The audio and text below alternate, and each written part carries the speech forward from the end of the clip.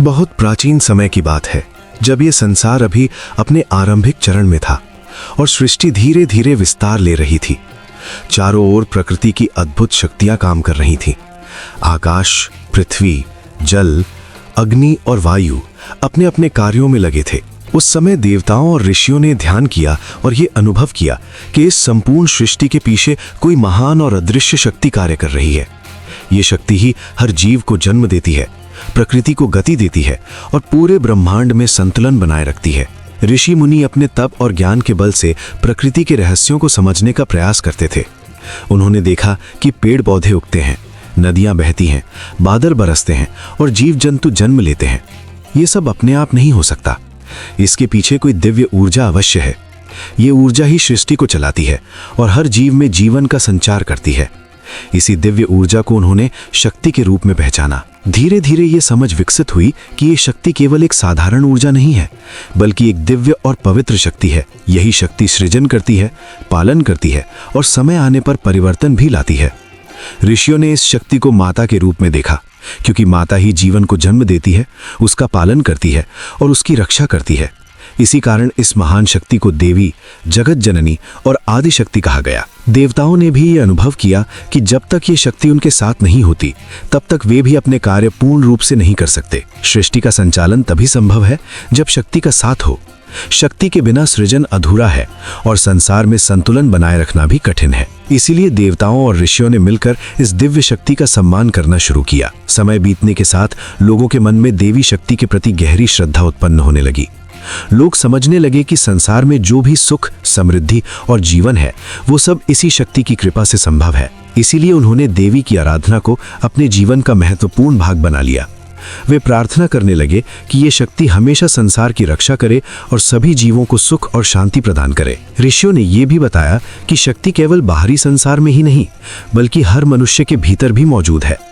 हर व्यक्ति के अंदर साहस, करुणा, प्रेम और धैर्य जैसे गुण उसी शक्ति के कारण होते हैं। जब मनुष्य इन गुणों को पहचानता है और उनका सही उपयोग करता है, तब वो अपने जीवन को बेहतर बना सकता है। इस प्रकार देवी शक्ति केवल ब्रह्मांड की शक्ति ही नहीं, बल्कि हर जीव के भीतर रहने वाली ऊर्जा भी है। धीरे धीरे देवी शक्ति की आराधना एक परंपरा बन गई। लोग वर्ष के विशेष समय में देवी की पूजा करने लगे, ताकि वे इस शक्ति के प्रति अपनी श्रद्धा और कृतज्ञता प्रकट कर सकें। उन्होंने उपवास, ध्यान और भक्ति के माध्यम से देवी को प्रसन्न करने का प्रयास किया। ये विश्वास था कि देवी की कृपा से जीवन में सुख, समृद्धि और शांति प्राप्त होती है। समय के साथ इस आराधना ने एक विशेष रूप धारण किया, जिसे नवरात्रि के नाम से जाना गया। नवरात्रि का अर्थ है 9 रातें।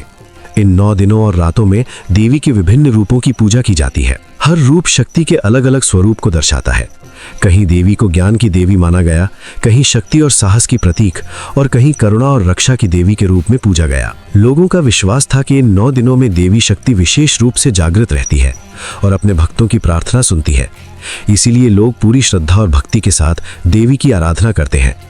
मंदिरों में पूजा होती है, घरों में दीपक जलाए जाते हैं और भजन कीर्तन के माध्यम से देवी का स्मरण किया जाता है। इस प्रकार धीरे धीरे नवरात्रि केवल एक पूजा का पर्व नहीं रहा, बल्कि ये शक्ति, भक्ति और आस्था का प्रतीक बन गया। ये पर्व हमें याद दिलाता है कि संसार में जो भी सृजन और जीवन है, वो सब देवी शक्ति के कारण संभव है। जब मनुष्य इस शक्ति का सम्मान करता है और उसके मार्ग पर चलता है, तब उसके जीवन में भी संतुलन और शांति आती है। इसीलिए प्राचीन काल से ही ऋषियों और देवताओं ने ये संदेश दिया कि देवी शक्ति का सम्मान करना बहुत आवश्यक है।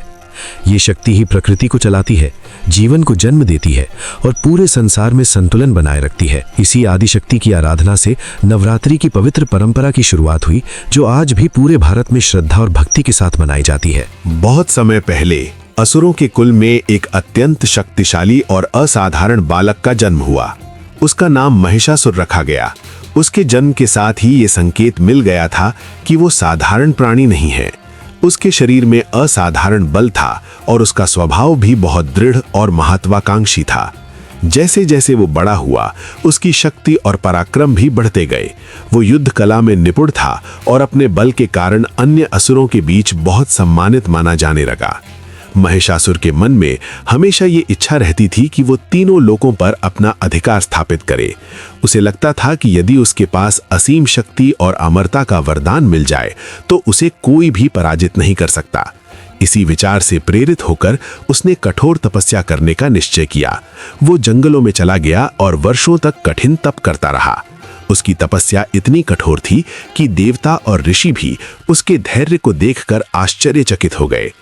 लंबे समय तक तप करने के बाद अंततः भगवान ब्रह्मा उसकी तपस्या से प्रसन्न हुए और उसके सामने प्रकट हुए। उन्होंने महिषासुर से कहा कि वो उससे कोई भी वरदान मांग सकता है। महिषासुर पहले से ही इस अवसर की प्रतीक्षा कर रहा था। उसने विनम्रता से ब्रह्मा से वरदान मांगा कि कोई भी देवता, दानव या पुरुष उसे आसानी से पराजित न कर सके। भगवान ब्रह्मा ने उसकी तपस्या से प्रसन्न होकर उसे ये वरदान दे दिया। वरदान प्राप्त होते ही महिषासुर के मन में अहंकार उत्पन्न होने लगा। उसे ये विश्वास हो गया कि अब उसे कोई भी पराजित नहीं कर सकता। पहले वो एक साधारण असुर की तरह जीवन जीता था, लेकिन अब उसके व्यवहार में घमंड और कठोरता बढ़ने लगी। उसने अपने बल और वरदान के कारण स्वयं को तीनों लोकों का सबसे शक्तिशाली प्राणी समझना शुरू कर दिया। धीरे धीरे महिषासुर ने अपनी सेना को संगठित करना शुरू किया। उसके साथ अनेक असुर जुड़ गए जो उसकी शक्ति से प्रभावित थे। उसने एक विशाल सेना तैयार की और तीनों लोकों पर अधिकार करने का निर्णय लिया। उसके मन में ये भावना थी कि देवताओं का राज्य समाप्त कर वो स्वयं स्वर्ग का राजा बनेगा। कुछ ही समय बाद महिषासुर ने देवताओं के विरुद्ध युद्ध की घोषणा कर दी। उसकी सेना बहुत विशाल और शक्तिशाली थी। असुरों ने स्वर्ग पर आक्रमण कर दिया। देवताओं ने भी पूरी शक्ति से युद्ध किया, लेकिन महिषासुर का बल और उसका वरदान इतना प्रभावशाली था कि देवताओं के लिए उसे रोक पाना बहुत कठिन हो गया। धीरे धीरे युद्ध में असुरों का पलड़ा भारी होने लगा। महिषासुर ने अपनी शक्ति के बल पर देवताओं को पराजित कर दिया और स्वर्ग पर अधिकार कर लिया। देवताओं को अपना स्थान छोड़कर इधर उधर भटकना पड़ा। स्वर्ग का सिंहासन अब महिषासुर के अधीन हो गया। वो स्वयं को तीनों लोकों का स्वामी समझने लगा और उसका अहंकार और भी बढ़ गया। स्वर्ग पर अधिकार करने के बाद महिषासुर ने पृथ्वी और अन्य लोकों में भी अपना आतंक फैलाना शुरू कर दिया। उसके सैनिक हर जगह अत्याचार करने लगे। वे ऋषियों की तपस्या में बाधा डालते, यज्ञों को नष्ट कर देते और साधु संतों को परेशान करते थे। पृथ्वी पर रहने वाले मनुष्य भी उसके अत्याचार से बहुत दुखी हो गए थे। जहां पहले शांति और धर्म का वातावरण था, वहां अब भय और अशांति फैल गई। लोग हर समय डर के साये में जीने लगे। ऋषि मुनि अपनी तपस्या ठीक से नहीं कर पा रहे थे और धर्म के कार्य बाधित हो रहे थे। महिषासुर का अत्याचार दिन प्रतिदिन बढ़ता ही जा रहा था। महिषासुर का स्वभाव भी बहुत क्रूर हो गया था। वो अपने विरोधियों को बिल्कुल भी नहीं छोड़ता था। जो भी उसके सामने खड़ा होता, वो उसे पराजित कर देता। उसके मन में किसी के प्रति दया या करुणा नहीं थी। उसे केवल अपनी शक्ति और अपने साम्राज्य का विस्तार दिखाई देता था। देवताओं ने कई बार उसे रोकने की कोशिश की, लेकिन उसके वरदान के कारण वे सफल नहीं हो पाए। धीरे धीरे देवताओं को यह समझ में आने लगा कि महिषासुर को पराजित करना उनके लिए संभव नहीं है। वे बहुत चिंतित और निराश हो गए थे। पृथ्वी, स्वर्ग और अन्य सभी लोकों में महिषासुर का भय फैल गया था। लोग प्रार्थना करने लगे कि कोई ऐसी दिव्य शक्ति प्रकट हो जो इस अत्याचारी असुर का अंत कर सके और संसार में फिर से शांति स्थापित करे। इस प्रकार महिषासुर का जन्म और उसका अत्याचार तीनों लोगों के लिए एक बड़ी समस्या बन गया। उसका अहंकार और शक्ति दिन प्रतिदिन बढ़ते जा रहे थे और संसार को अब उस दिव्य शक्ति की प्रतीक्षा थी जो इस अन्याय का अंत कर सके और धर्म की रक्षा करे। महिषासुर के बढ़ते अत्याचारों ने स्वर्ग लोक का संतुलन पूरी तरह बिगाड़ दिया था। वो अत्यंत बलवान और अहंकारी हो चुका था। अपने वरदान के कारण उसे विश्वास हो गया था कि उसे कोई पराजित नहीं कर सकता। यही कारण था कि उसने देवताओं को बार बार युद्ध के लिए ललकारा और हर बार उन्हें परास्त कर दिया। धीरे धीरे उसकी शक्ति और घमंड दोनों बढ़ते गए। स्वर्ग लोक में रहने वाले देवता पहले तो ये सोचते रहे कि वे मिलकर किसी तरह महिषासुर को रोक लेंगे। उन्होंने कई बार उसके विरुद्ध युद्ध भी किया। इंद्र और अन्य देवताओं ने अपने अपने अस्त्रों का प्रयोग किया, लेकिन महिषासुर की शक्ति के सामने वे टिक नहीं पाए। उसका पराक्रम इतना प्रबल था कि देवताओं की सारी योजनाएं असफल हो जाती थीं। महिषासुर केवल युद्ध में ही शक्तिशाली नहीं था, बल्कि वो बहुत चालाक भी था। वो अपनी सेना के साथ अचानक आक्रमण करता और फिर अपने रूप को बदलकर देवताओं को भ्रमित कर देता। कभी वो भैंसे का रूप धारण कर लेता, कभी किसी अन्य भयानक रूप में प्रकट हो जाता। इस कारण देवताओं के लिए उससे मुकाबला करना और भी कठिन हो जाता था। देवताओं के लगातार पराजित होने से स्वर्गलोक में भय और चिंता का वातावरण फैल गया। इंद्र का सिंहासन भी सुरक्षित नहीं रह गया था। महिषासुर ने धीरे धीरे स्वर्ग पर अधिकार करने का प्रयास शुरू कर दिया। देवताओं को यह समझ में आने लगा कि यदि जल्द ही कोई उपाय नहीं किया गया तो स्वर्गलोक पूरी तरह उसके अधीन हो जाएगा। इसी कारण सभी देवता एक स्थान पर एकत्र होने लगे। उन्होंने विचार किया कि इस समस्या का समाधान अकेले किसी एक देवता के पास नहीं है। ये असुर इतना शक्तिशाली हो चुका था कि उसे पराजित करने के लिए किसी विशेष शक्ति की आवश्यकता थी। देवताओं को यह भी याद था कि महिषासुर को ऐसा वरदान मिला था कि देवता उसे आसानी से नहीं मार सकते। देवताओं के मन में ये प्रश्न बार बार उठ रहा था कि आखिर इस संकट से मुक्ति कैसे मिलेगी। वे जानते थे कि यदि ये स्थिति लंबे समय तक बनी रही तो केवल स्वर्ग ही नहीं बल्कि पूरी सृष्टि पर इसका बुरा प्रभाव पड़ेगा। महिषासुर के अत्याचार से पृथ्वी और अन्य लोकों के जीव भी दुखी होने लगे थे। इस गंभीर स्थिति को देखकर देवताओं ने आपस में विचार विमर्श किया। उन्होंने सोचा कि जब कोई भी देवता अकेले इस असुर को नहीं हरा सकता तो सभी को मिलकर किसी महान शक्ति की शरण में जाना चाहिए। यही एक रास्ता था जिससे इस संकट का अंत हो सकता था। देवताओं के मन में यह विश्वास था कि सृष्टि में ऐसी कोई दिव्य शक्ति अवश्य है जो धर्म और न्याय की रक्षा कर सकती है। उन्होंने ये भी सोचा कि जब जब संसार में अधर्म बढ़ता है तब कोई न कोई दिव्य शक्ति प्रकट होकर संतुलन स्थापित करती है। इसलिए उन्होंने ये निश्चय किया कि वे सब मिलकर उस दिव्य शक्ति का आह्वान करेंगे। इसके बाद देवता एक साथ इकट्ठा होकर गहन विचार करने लगे। उन्होंने अपने अनुभव और ज्ञान के आधार पर यह समझने का प्रयास किया कि इस समय उन्हें किसकी शरण में जाना चाहिए। सभी के मन में एक ही भावना थी, संसार को महिषासुर के अत्याचार से मुक्त करना। देवताओं की यह सभा बहुत गंभीर थी। हर देवता चिंतित था, लेकिन साथ ही उन्हें आशा भी थी कि कोई ना कोई समाधान अवश्य मिलेगा। वे जानते थे कि जब सभी शक्तियां एक साथ मिलती हैं तब एक नई और महान शक्ति का जन्म होता है। इसी विश्वास के साथ देवताओं ने यह निर्णय लिया कि वे सभी मिलकर एक दिव्य उपाय खोजेंगे। उन्हें भरोसा था कि सृष्टि की रक्षा के लिए कोई अद्भुत शक्ति अवश्य प्रकट होगी। वही शक्ति महिषासुर के अत्याचार का अंत करेगी और संसार में फिर से शांति और संतुलन स्थापित करेगी। इस प्रकार देवताओं की चिंता ने उन्हें एक साथ आने। जब महिषासुर के अत्याचार बढ़ते ही जा रहे थे तब देवताओं की चिंता भी बढ़ती जा रही थी। वो असुर इतना शक्तिशाली हो गया था कि किसी एक देवता के लिए उसे पराजित करना संभव नहीं था। देवताओं ने कई बार उससे युद्ध किया, लेकिन हर बार उन्हें पराजय का सामना करना पड़ा। महिषासुर का अहंकार दिन प्रतिदिन बढ़ता जा रहा था और वो तीनों लोकों में अपना प्रभुत्व स्थापित करना चाहता था। देवताओं को समझ में आ गया कि यदि जल्द ही कोई उपाय नहीं किया गया तो संसार में अराजकता फैल जाएगी। इसी चिंता के साथ सभी देवता एक साथ एकत्र हुए। उन्होंने विचार किया कि इस संकट से मुक्ति पाने के लिए उन्हें परम शक्तियों की शरण लेनी होगी। तब सभी देवता भगवान ब्रह्मा, भगवान विष्णु और भगवान शिव के पास पहुंचे। देवताओं ने विनम्रता से अपनी समस्या उनके सामने रखी और महिषासुर के अत्याचारों का वर्णन किया। उन्होंने कहा कि ये असुर अपने बल और वरदान के कारण अत्यंत घमंडी हो गया है और अब देवताओं तथा मनुष्यों को बहुत कष्ट दे रहा है। देवताओं की पीड़ा सुनकर तीनों देवता गंभीर हो गए। उन्हें यह स्पष्ट हो गया कि महिषासुर का अंत किसी साधारण शक्ति से संभव नहीं है।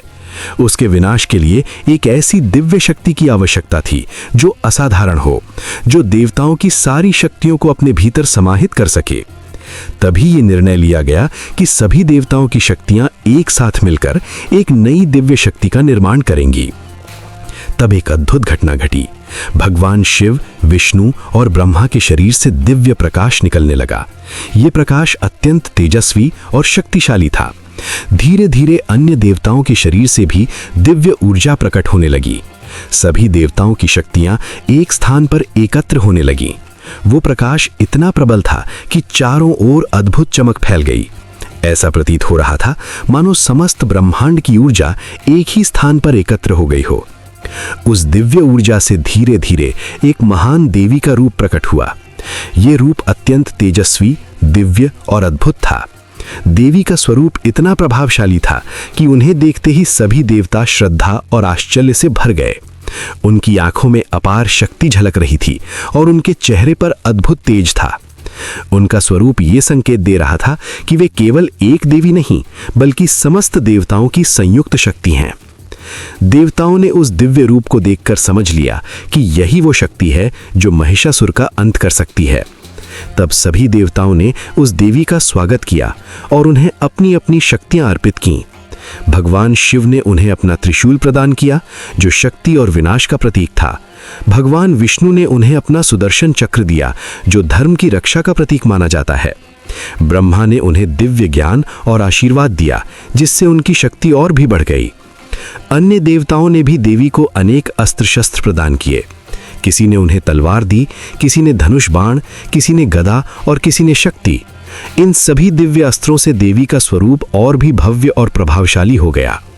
ये दृश्य देखकर ऐसा प्रतीत हो रहा था मानो समस्त देव शक्तियां एक ही रूप में समाहित हो गई हों। देवताओं ने देवी से प्रार्थना की कि वे महिषासुर के अत्याचारों से संसार को मुक्त करें। उन्होंने विनम्रता से कहा कि केवल वही इस असुर का अंत कर सकती हैं। देवी ने देवताओं की प्रार्थना को स्वीकार किया और उन्हें आश्वासन दिया कि वे महिषासुर का विनाश अवश्य करेंगी। देवी का ये संकल्प सुनकर देवताओं के मन में आशा और उत्साह भर गया। उस दिव्य शक्ति को देवी दुर्गा के नाम से जाना गया। दुर्गा का अर्थ है वो शक्ति जो सभी कठिनाइयों और संकटों का नाश करती है। देवी दुर्गा केवल शक्ति का ही नहीं, बल्कि साहस, न्याय और धर्म की रक्षा का भी प्रतीक बन गई। उनका प्रकट होना इस बात का संकेत था कि जब भी संसार में अधर्म और अत्याचार बढ़ता है, तब कोई ना कोई दिव्य शक्ति अवश्य प्रकट होती है और धर्म की रक्षा करती है। इसी उद्देश्य के साथ देवी दुर्गा महिषासुर से युद्ध करने के लिए तैयार हुईं। उनके मन में दृढ़ संकल्प था कि वे इस अत्याचारी असुर का अंत करेंगी और संसार को उसके भय से मुक्त करेंगी। यही देवी दुर्गा के प्रकट होने का मुख्य उद्देश्य था, अधर्म का नाश और धर्म की स्थापना। जब देवी दुर्गा ने देवताओं की पीड़ा सुनी, तब उनके हृदय में करुणा और न्याय की भावना जाग उठी। देवताओं की दशा बहुत दयनीय हो चुकी थी। महिषासुर के अत्याचारों ने स्वर्ग और पृथ्वी दोनों को संकट में डाल दिया था। देवता बार बार युद्ध करते, परंतु हर बार उन्हें हार का सामना करना पड़ता था। उनके मन में निराशा और भय बढ़ता जा रहा था। ऐसे समय में जब देवी दुर्गा प्रकट हुईं, तब देवताओं को आशा की एक नई किरण दिखाई दी। देवी दुर्गा ने देवताओं की बात ध्यान से सुनी। उन्होंने समझ लिया कि महिषासुर का अहंकार अब बहुत बढ़ चुका है और उसका अंत करना आवश्यक है। देवी ने ये निश्चय किया कि वे स्वयं इस अधर्म का अंत करेंगी और संसार में फिर से धर्म और न्याय की स्थापना करेंगी। उनके इस संकल्प को सुनकर देवताओं के मन में उत्साह और विश्वास जाग उठा। देवताओं ने देवी दुर्गा को युद्ध के लिए तैयार करने का निश्चय किया। प्रत्येक देवता ने अपनी शक्ति और अपने दिव्य अस्त्र शस्त्र देवी को अर्पित किए। भगवान शिव ने उन्हें अपना त्रिशूल प्रदान किया, जो अत्यंत शक्तिशाली और दिव्य था। भगवान विष्णु ने अपना चक्र देवी को दिया, जो शत्रुओं का विनाश करने में सक्षम था। वरुण देव ने शंख दिया, जो विजय का प्रतीक था।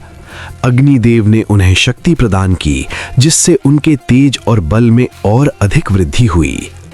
इंद्रदेव ने उन्हें वज्र दिया, जो अजेय शक्ति का प्रतीक था।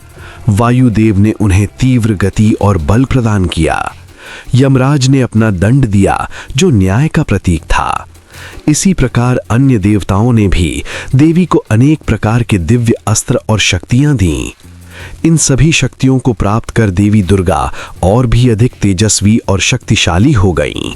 देवी का रूप अत्यंत दिव्य और भव्य था। उनके कई हाथों में अलग अलग अस्त्र शस्त्र सुशोभित थे। उनके चेहरे पर गंभीरता और आत्मविश्वास की झलक थी। उनकी आंखों में तेज और साहस दिखाई देता था।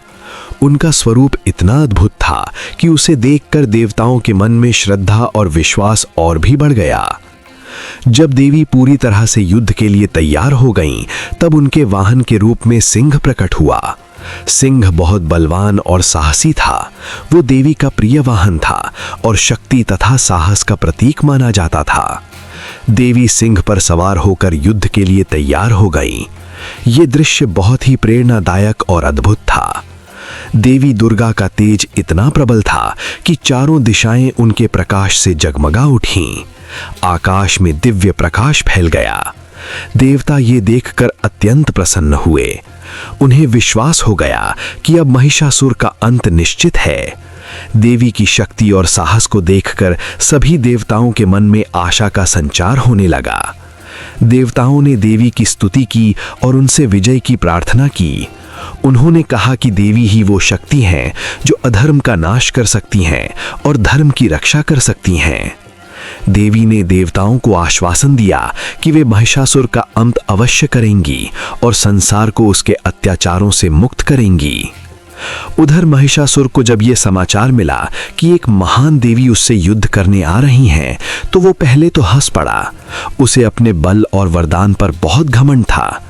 उसे विश्वास था कि कोई भी उसे पराजित नहीं कर सकता। लेकिन धीरे धीरे उसे ये भी महसूस होने लगा कि ये साधारण युद्ध नहीं होने वाला है। देवी दुर्गा शांत और दृढ़ भाव से युद्ध की ओर बढ़ रही थीं। उनके मन में केवल एक ही उद्देश्य था, अधर्म का नाश और धर्म की रक्षा। उनका संकल्प अटल था और उनकी शक्ति असीम थी।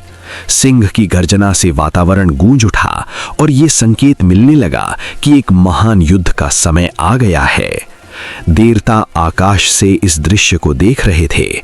उनके मन में आशा और उत्साह था। उन्हें विश्वास था कि देवी दुर्गा ही वो शक्ति हैं जो महिषासुर के अत्याचारों का अंत कर सकती हैं और धर्म की रक्षा कर सकती हैं। देवी की तैयारी और उनके तेज को देखकर सभी देवताओं के मन में ये विश्वास और भी मजबूत हो गया। इस प्रकार देवी दुर्गा पूरी तरह से युद्ध के लिए तैयार हो चुकी थीं। उनके पास देवताओं की शक्तियां, दिव्य अस्त्र शस्त्र और अटूट साहस था। अब केवल उस महान युद्ध की शुरुआत बाकी थी, जिसमें अधर्म और अहंकार का अंत होने वाला था और धर्म की विजय होने वाली थी। जब महिषासुर को यह समाचार मिला कि एक दिव्य देवी प्रकट हुई हैं और भी उसके अत्याचारों को समाप्त करने के लिए युद्ध के मैदान में आ रही हैं, तो वो अत्यंत क्रोधित हो गया। उसका अहंकार इतना बढ़ चुका था कि उसे विश्वास था कि इस संसार में कोई भी शक्ति उसे पराजित नहीं कर सकती। उसने तुरंत अपने सभी असुर सेनापतियों और विशाल सेना को बुलाया और युद्ध की तैयारी करने का आदेश दिया। चारों ओर युद्ध की घोषणाएं होने लगीं और असुरों की सेना हथियारों के साथ तैयार होकर मैदान में उतर आई। उधर देवी दुर्गा सिंह पर सवार होकर युद्ध के लिए आगे बढ़ रही थीं। उनका तेज इतना प्रखर था कि पूरा आकाश प्रकाश से भर उठा। उनके हाथों में अनेक दिव्य अस्त्र शस्त्र थे जो देवताओं ने उन्हें प्रदान किए थे। देवी का रूप अत्यंत तेजस्वी और भव्य था। जब असुरों की सेना ने देवी को देखा तो कुछ क्षणों के लिए वे भी आश्चर्य में पड़ गए। लेकिन महिषासुर के आदेश के कारण उन्होंने युद्ध आरंभ कर दिया। युद्ध का आरंभ बहुत भयंकर था। असुरों की सेना चारों दिशाओं से देवी पर आक्रमण करने लगी। वे विभिन्न प्रकार के अस्त्र शस्त्र चलाने लगे, लेकिन देवी दुर्गा शांत और दृढ़ता के साथ उनका सामना कर रही थीं। वे अपने प्रत्येक हाथ में धारण किए हुए हथियारों से असुरों के आक्रमणों को रोक रही थीं और उन्हें पराजित भी कर रही थीं। जैसे जैसे युद्ध आगे बढ़ता गया, असुरों की सेना और अधिक उग्र होती गई। महिषासुर के कई शक्तिशाली सेनापति भी युद्ध के मैदान में उतर आए। उन्होंने देवी को घेरने का प्रयास किया, लेकिन देवी की शक्ति के सामने उनकी सारी योजनाएं विफल हो गईं। देवी ने अपने दिव्य अस्त्रों का प्रयोग करके अनेक असुरों को परास्त कर दिया। युद्ध का दृश्य बहुत ही अद्भुत और भयंकर था। देवी का सिंह भी इस युद्ध में पूरी शक्ति से लड़ रहा था। वो असुरों पर झपट्टा मारकर उन्हें पराजित कर रहा था। देवी और उनके सिंह का साहस देखकर देवता भी आकाश से ये युद्ध देख रहे थे और देवी की विजय के लिए प्रार्थना कर रहे थे। धीरे धीरे असुरों की सेना कमजोर होने लगी, क्योंकि वे देवी की शक्ति का सामना नहीं कर पा रहे थे। महिषासुर को जब यह समाचार मिला कि उसकी सेना धीरे धीरे पराजित हो रही है, तो वो स्वयं युद्ध के मैदान में आ गया। उसका रूप बहुत ही विशाल और भयानक था। उसने देवी को चुनौती दी और घमंड से कहा कि वो उसे आसानी से पराजित कर देगा। लेकिन देवी दुर्गा शांत भाव से उसकी चुनौती को स्वीकार कर रही थीं। इसके बाद देवी और महिषासुर के बीच भीषण युद्ध शुरू हुआ। महिषासुर अपनी मायावी शक्तियों का प्रयोग कर रहा था। कभी वो भैंसे का रूप धारण करता, कभी किसी अन्य रूप में प्रकट होता और देवी पर आक्रमण करता। उसका उद्देश्य था कि किसी भी तरह देवी को भ्रमित कर दिया जाए, लेकिन देवी उसकी हर चाल को समझ रही थी और उसका सामना कर रही थी। युद्ध कई दिनों तक चलता रहा। कभी ऐसा लगता कि महिषासुर बहुत शक्तिशाली है, तो कभी देवी की शक्ति देखकर असुर भयभीत हो जाते। युद्ध के मैदान में चारों ओर अस्त्र शस्त्रों की आवाज गूंज रही थी। देवी के प्रत्येक प्रहार से असुरों की शक्ति कम होती जा रही थी। देवता और ऋषि इस युद्ध को देखकर आश्चर्य और उत्साह से भर गए थे। उन्हें विश्वास होने लगा था कि अब महिषासुर का अंत निकट है। देवी दुर्गा पूरी दृढ़ता और साहस के साथ युद्ध कर रही थीं। उनका उद्देश्य केवल एक था, संसार को महिषासुर के अत्याचार से मुक्त कराना। धीरे धीरे देवी ने अपनी शक्ति से असुरों की अधिकांश सेना को पराजित कर दिया। अब युद्ध का मुख्य केंद्र देवी और महिषासुर के बीच रह गया था। दोनों के बीच संघर्ष और अधिक तीव्र हो गया। महिषासुर बार बार अपनी शक्ति दिखाने का प्रयास कर रहा था, लेकिन देवी की दिव्य शक्ति के सामने उसका अहंकार धीरे धीरे टूटने लगा। युद्ध का ये चरण बहुत महत्वपूर्ण था, क्योंकि अब यह स्पष्ट हो गया था कि अंततः सत्य और धर्म की ही विजय होगी। देवी दुर्गा अपने साहस, धैर्य और शक्ति के साथ युद्ध करती रहीं और महिषासुर की शक्ति को कमजोर करती रहीं। इस प्रकार कई दिनों तक चले इस भयंकर युद्ध में देवी दुर्गा ने असुरों की विशाल सेना को पराजित करना शुरू कर दिया और महिषासुर के अंत का समय धीरे धीरे निकट आने लगा। ये युद्ध केवल शक्ति का नहीं था, बल्कि ये धर्म और अधर्म के बीच का संघर्ष भी था। देवी की शक्ति से यह स्पष्ट होने लगा कि अब संसार में फिर से शांति और संतुलन स्थापित होने वाला है। देवी दुर्गा और महिषासुर के बीच आरंभ हुआ युद्ध केवल एक साधारण युद्ध नहीं था, बल्कि ये धर्म और अधर्म के बीच का महान संघर्ष था। जब देवी दुर्गा सिंह पर सवार होकर युद्ध भूमि में पहुंची, तब उनके तेज से चारों दिशाएं प्रकाशित हो उठीं। देवताओं को विश्वास था कि अब महिषासुर के अत्याचारों का अंत निकट है। महिषासुर ने भी अपनी विशाल और शक्तिशाली सेना के साथ युद्ध की तैयारी कर ली थी। उसके असुर सेनापति और योद्धा देवी को पराजित करने के लिए उत्सुक थे। इसी प्रकार युद्ध का आरंभ हुआ और ये संघर्ष लगातार 9 दिनों तक चलता रहा। युद्ध के पहले दिन देवी ने अत्यंत शांत लेकिन शक्तिशाली रूप धारण किया। उन्होंने असुरों की सेना पर आक्रमण किया और अपने दिव्य अस्त्रों से कई दानवों का संहार कर दिया। देवी का साहस देखकर असुरों की सेना थोड़ी विचलित हो गई, लेकिन महिषासुर ने उन्हें फिर से युद्ध के लिए प्रेरित किया। देवता आकाश से ये दृश्य देख रहे थे और देवी की शक्ति की प्रशंसा कर रहे थे। दूसरे दिन युद्ध और भी भयंकर हो गया। असुरों ने अपनी पूरी शक्ति के साथ देवी पर आक्रमण किया, लेकिन देवी हर वार का सामना धैर्य और साहस से करती रहीं। उन्होंने अपने दिव्य अस्त्रों का प्रयोग कर अनेक असुरों को पराजित किया। युद्ध भूमि में देवी का तेज और उनका पराक्रम देखकर असुरों के मन में भय उत्पन्न होने लगा। देवताओं और ऋषियों ने देवी की स्तुति करना शुरू कर दिया। तीसरे दिन भी युद्ध बिना रुके चलता रहा। महिषासुर की सेना बार बार देवी पर आक्रमण करती, लेकिन देवी हर बार उन्हें पराजित कर देती। उस दिन देवी का रूप और भी अधिक उग्र दिखाई दे रहा था। उनकी आंखों में अद्भुत तेज था और उनके हाथों में धारण किए गए अस्त्रों से दिव्य प्रकाश निकल रहा था। ये देखकर असुरों के मन में निराशा बढ़ने लगी। चौथे दिन देवी ने और भी अधिक साहस और शक्ति का प्रदर्शन किया। उन्होंने अपने सिंह के साथ युद्ध भूमि में आगे बढ़कर असुरों की कई टुकड़ियों को परास्त कर दिया। उनके प्रत्येक प्रहार में अद्भुत शक्ति थी। महिषासुर ये सब देखकर क्रोधित हो उठा और उसने अपने सबसे शक्तिशाली योद्धाओं को युद्ध में उतार दिया। फिर भी देवी के सामने कोई टिक नहीं पाया। पांचवें दिन युद्ध का दृश्य और भी भयंकर हो गया। चारों ओर शंखनाद, रणभेरी और अस्त्रों की टकराहट की आवाजें गूंज रही थीं। देवी अपने प्रत्येक रूप में असुरों का संहार करती जा रही थीं। उनके साहस और धैर्य ने देवताओं के मन में नई आशा जगा दी। देवताओं को अब विश्वास होने लगा था कि महिषासुर का अंत अवश्य होगा। छठे दिन युद्ध भूमि में देवी का तेज और भी बढ़ गया।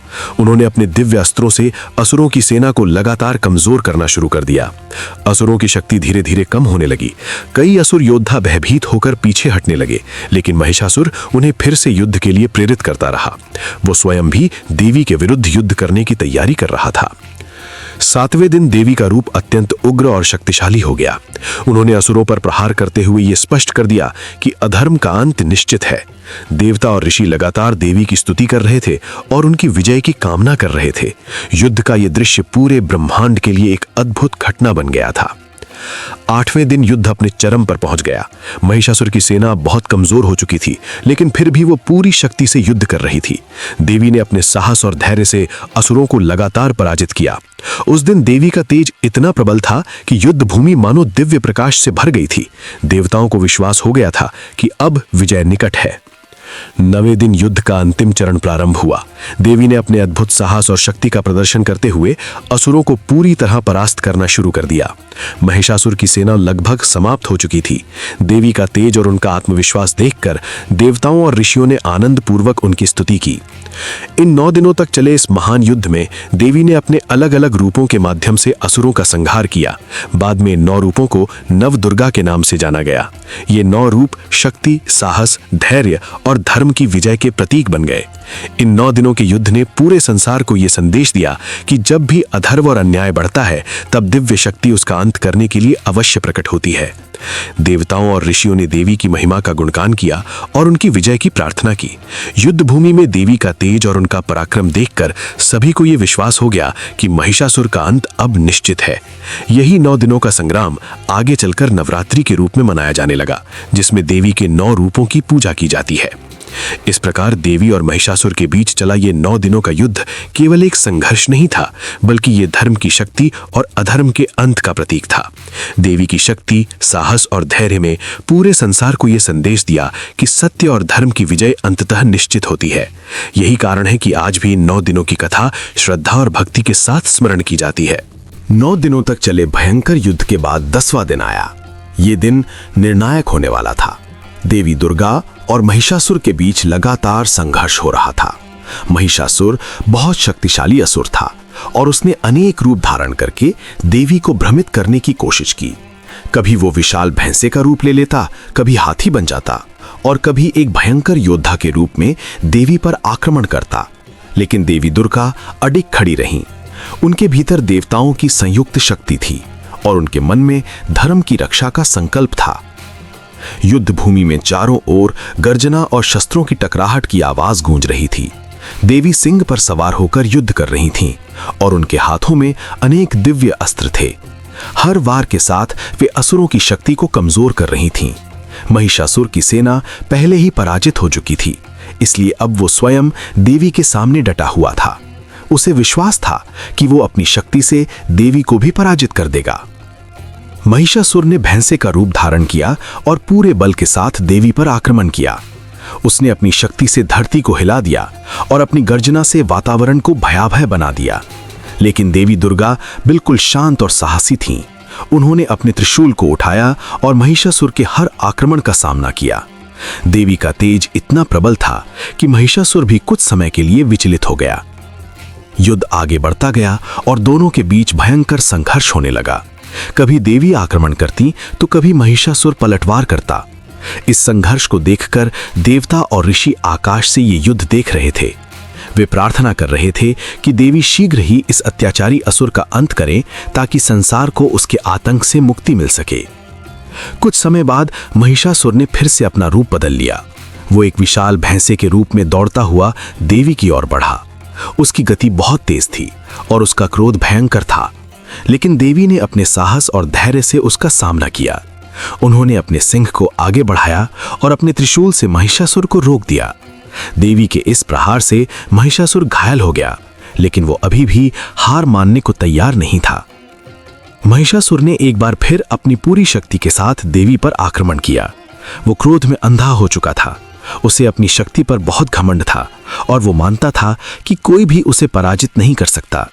लेकिन देवी दुर्गा धर्म और सत्य की शक्ति का प्रतीक थीं। उनके सामने अहंकार और अन्याय अधिक समय तक टिक नहीं सकता था। युद्ध के अंतिम क्षण आ गए थे। देवी ने अपने दिव्य तेज के साथ महिषासुर को चुनौती दी। उन्होंने अपने त्रिशूल को उठाया और पूरी शक्ति के साथ उस पर प्रहार किया। यह प्रहार इतना शक्तिशाली था कि महिषासुर गिर पड़ा। उसी क्षण देवी ने उसका अंत कर दिया। इस प्रकार महिषासुर का अत्याचार समाप्त हो गया। जैसे ही महिषासुर का अंत हुआ, पूरा वातावरण बदल गया। आकाश में देवताओं ने आनंद से जय जयकार की। ऋषियों और मुनियों ने देवी की स्तुति की। संसार में फैला भय समाप्त हो गया और लोगों ने राहत की सांस ली। अब धरती पर फिर से शांति और संतुलन स्थापित हो गया। देवताओं ने देवी दुर्गा को धन्यवाद दिया। उन्होंने कहा कि देवी ने धर्म की रक्षा की और संसार को एक बड़े संकट से बचाया। देवी की विजय केवल एक असुर पर जीत नहीं थी, बल्कि ये सत्य, धर्म और न्याय की जीत थी। इस घटना ने यह सिद्ध कर दिया कि जब भी संसार में अन्याय और अत्याचार बढ़ता है, तब दिव्य शक्ति अवश्य प्रकट होती है और अधर्म का नाश करती है। इस महान विजय की स्मृति में 10वें दिन को एक विशेष दिन के रूप में मनाया जाने लगा। इस दिन को विजयदशमी या दशहरा कहा गया। ये दिन हमें ये याद दिलाता है कि अंत में सत्य की ही विजय होती है और अधर्म को पराजित होना ही पड़ता है। समय के साथ ये दिन एक बड़े उत्सव के रूप में मनाया जाने लगा। लोग इस दिन बुराई पर अच्छाई की जीत का उत्सव मनाते हैं। कई स्थानों पर देवी दुर्गा की पूजा की जाती है और उनके साहस और शक्ति को याद किया जाता है। ये दिन लोगों को प्रेरणा देता है कि वे हमेशा सत्य और धर्म के मार्ग पर चलें। इस प्रकार देवी दुर्गा द्वारा महिषासुर का अंत केवल एक पौराणिक घटना नहीं है, बल्कि ये एक गहरा संदेश भी देता है। ये हमें सिखाता है कि चाहे बुराई कितनी भी शक्तिशाली क्यों ना हो, अंत में सत्य और धर्म की ही विजय होती है। यही कारण है कि विजयदशमी का पर्व आज भी बड़े श्रद्धा और उत्साह के साथ मनाया जाता है। ये दिन हमें साहस, न्याय और धर्म की याद दिलाता है और जीवन में सही मार्ग पर चलने की प्रेरणा देता है। देवी दुर्गा द्वारा महिषासुर का अंत होने के बाद पूरे संसार में आनंद और शांति का वातावरण फैल गया। देवता, ऋषि और मनुष्य सभी अत्यंत प्रसन्न हुए, क्योंकि अत्याचार और अधर्म का अंत हो चुका था। इस विजय ने लोगों के मन में ये विश्वास जगाया कि जब भी संसार में अन्याय बढ़ता है, तब दिव्य शक्ति किसी न किसी रूप में प्रकट होकर धर्म की रक्षा करती है। देवी की इस महान विजय को सदैव याद रखने के लिए लोगों ने एक विशेष परंपरा की शुरुआत की। लोगों ने निश्चय किया कि हर वर्ष देवी की आराधना के लिए 9 दिनों का एक पवित्र पर्व मनाया जाएगा। इन 9 दिनों को नवरात्रि कहा गया, जिसका अर्थ है 9 रातें। इन दिनों में देवी के अलग अलग रूपों की पूजा की जाती है और उनकी शक्ति, करुणा और संरक्षण के लिए प्रार्थना की जाती है। धीरे धीरे ये परंपरा पूरे भारत में फैल गई और ये पर्व श्रद्धा और भक्ति का प्रतीक बन गया। नवरात्रि के दौरान लोग अपने घरों और मंदिरों को साफ सुथरा रखते हैं। वातावरण को पवित्र बनाने के लिए दीपक जलाए जाते हैं और देवी के भजन तथा स्तुति गाई जाती है। भक्त पूरे मन से देवी की पूजा करते हैं और उनसे जीवन में सुख, शांति और समृद्धि की कामना करते हैं। इस समय मंदिरों में विशेष पूजा अर्चना और धार्मिक कार्यक्रम आयोजित किए जाते हैं। इन 9 दिनों में देवी के 9 स्वरूपों की पूजा की जाती है। प्रत्येक दिन देवी के एक विशेष रूप को समर्पित होता है। पहले दिन मां शैलपुत्री की पूजा की जाती है, दूसरे दिन मां ब्रह्मचारिणी की, तीसरे दिन मां चंद्रघंटा की, चौथे दिन मां कूष्मांडा की, पांचवें दिन मां स्कंद माता की, छठे दिन मां कात्यायनी की, सातवें दिन मां कालरात्रि की, आठवें दिन मां महागौरी की और 9वें दिन मां सिद्धिदात्री की पूजा की जाती है। इन 9 रूपों को नवदुर्गा कहा जाता है। भक्त इन 9 दिनों में उपवास रखते हैं और सात्विक भोजन ग्रहण करते हैं। उपवास का उद्देश्य केवल भोजन का त्याग करना नहीं होता, बल्कि मन और आत्मा को भी शुद्ध करना होता है। लोग इस समय अपने विचारों को सकारात्मक बनाते हैं, क्रोध और अहंकार से दूर रहने का प्रयास करते हैं और भक्ति में अधिक समय बिताते हैं। इस प्रकार नवरात्रि आत्मशुद्धि और आत्मसंयम का भी पर्व बन जाता है। नवरात्रि के दौरान कई स्थानों पर भव्य आयोजन होते हैं। मंदिरों में देवी की सुंदर प्रतिमाएं सजाई जाती हैं और भक्त बड़ी संख्या में दर्शन के लिए आते हैं। कुछ स्थानों पर धार्मिक कथाएं सुनाई जाती हैं, भजन कीर्तन होते हैं और सामूहिक पूजा का आयोजन किया जाता है। इन कार्यक्रमों से लोगों में श्रद्धा और उत्साह बढ़ता है और समाज में एकता की भावना भी मजबूत होती है। भारत के विभिन्न भागों में नवरात्रि को अलग अलग तरीकों से मनाया जाता है। कहीं लोग गरबा और डांडिया जैसे नृत्य करते हैं, तो कहीं रामलीला और अन्य धार्मिक कार्यक्रम आयोजित किए जाते हैं। लेकिन सभी स्थानों पर इस पर्व का मूल उद्देश्य एक ही रहता है, देवी शक्ति की आराधना और धर्म की विजय का उत्सव। नवरात्रि का पर्व हमें यह भी सिखाता है कि जीवन में शक्ति और भक्ति दोनों का महत्व है। केवल बाहरी शक्ति ही पर्याप्त नहीं होती, बल्कि आंतरिक शक्ति भी उतनी ही आवश्यक होती है। जब मनुष्य के भीतर श्रद्धा, विश्वास और साहस होता है, तब वो किसी भी कठिनाई का सामना कर सकता है।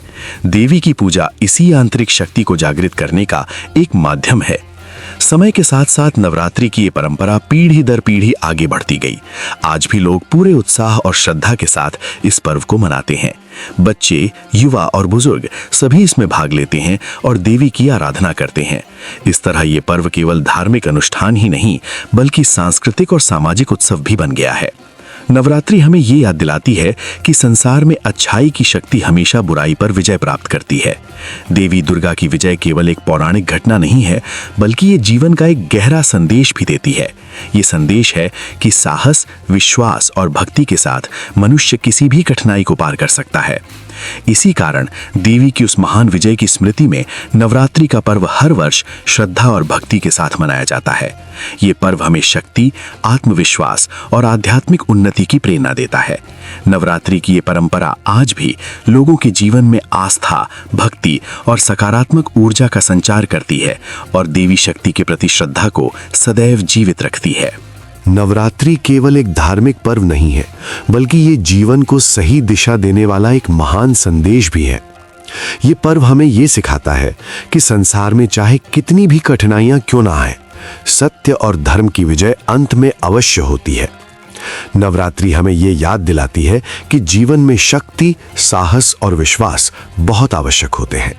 जब मनुष्य इन गुणों को अपने भीतर जागृत करता है, तब वो किसी भी समस्या का सामना कर सकता है।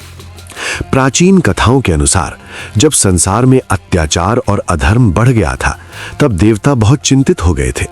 महिषासुर जैसे असुर अपने बल और अहंकार के कारण निर्दोष लोगों को कष्ट दे रहे थे। उस समय किसी भी देवता के लिए उसे पराजित करना संभव नहीं था।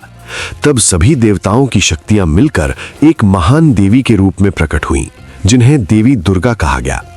ये घटना ये दर्शाती है कि जब भी संसार में बुराई बढ़ती है, तब कोई ना कोई दिव्य शक्ति उसका अंत करने के लिए अवश्य प्रकट होती है।